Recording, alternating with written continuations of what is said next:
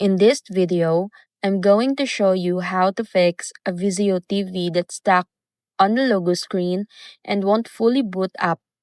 First, unplug your VIZIO TV from the power outlet and leave it unplugged for at least 60 seconds to perform a full power reset.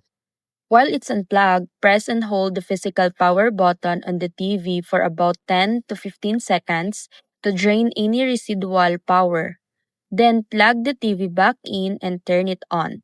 If the TV is still stuck on the logo, disconnect all external devices like HDMI cables, USB drives, sound bars, or streaming devices.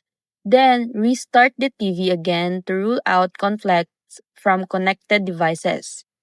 Next, if your TV eventually loads the menu, go to Menu, System, Reset and Admin, and perform a soft power cycle to refresh the system without deleting your data. You should also check for software update under Menu, System, check for updates, since firmware bugs can cause boot issues. So that's it.